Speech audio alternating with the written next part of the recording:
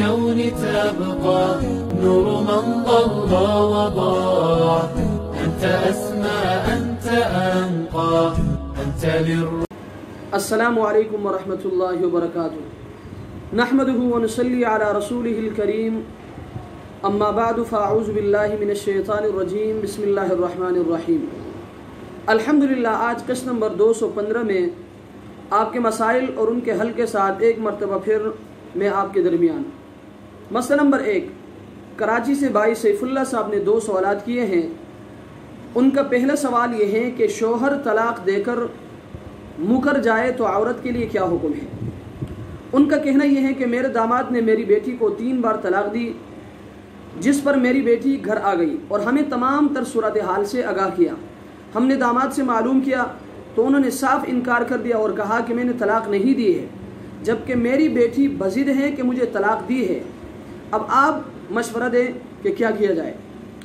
تو مسئلہ یہ ہے کہ اصول تو یہ ہے کہ اگر طلاق میں میاں بیوی کا اختلاف ہو جائے، بیوی کہے کہ اس نے طلاق دی ہے اور شوہر انکار کرے، تو عورت کے لیے یہ حکم ہے کہ وہ قابل اعتماد گواہ پیش کرے جو حلفاً یہ شہادت دے کہ ان کے سامنے شوہر نے طلاق دی ہے. تو عورت کا دعویٰ درست تسلیم کر دیا جائے گا، ورنہ اس کا دعویٰ جھوٹا ہوگا. اور گواہ نہ ہونے کی صورت میں عدالت شوہر کی بات کا اعتبار کرے گی. لیکن آج کل لوگوں میں دین و دیانت کی بڑی کمی آ گئی ہے. لوگ طلاق دینے کے بعد مکر جاتے ہیں. اس لیے اگر شوہر دیندار قسم کا آدمی نہیں ہے اور عورت کو یقین ہے کہ اس نے 3 بار طلاق دی ہے، تو عورت کے لیے شوہر کے گھر آباد ہونا جائز نہیں ہے. اور شوہر کی قانونی کارروائی سے بچنے کے لیے اس کا حل یہ ہے کہ عدالت سے رجوع کیا جائے اور عورت کی طرف سے خلع کا مطالبہ کیا جائے اور عدالت دونوں کے درمیان تفریق کرا دے. فتاوی شامی جلد نمبر 5 صفحہ نمبر 407. ان کا دوسرا سوال یہ ہے کہ طلاق دوں گا کے الفاظ کہنے سے طلاق واقع ہوتی ہے یا نہیں.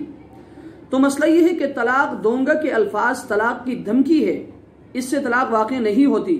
لیکن میاں بیوی کی لڑائی میں طلاق کا لفظ آنا ہی نہیں چاہیے. کیوں؟ اس لیے کہ نہ جانے شیطان کسی وقت کیا الفاظ زبان سے نکلوا دیں. اور عورت کے لیے بھی یہ حکم ہے کہ بیوی کو بھی زبان چلانے سے پرہیز کرنا چاہیے. فتاوی عالمگیری جلد نمبر 1 صفحہ نمبر 353. اللہ تبارک و تعالی ہمیں ان مسائل کو سمجھنے کی توفیق عطا فرمائے. وآخر دعوانا ان الحمدللہ رب العالمین.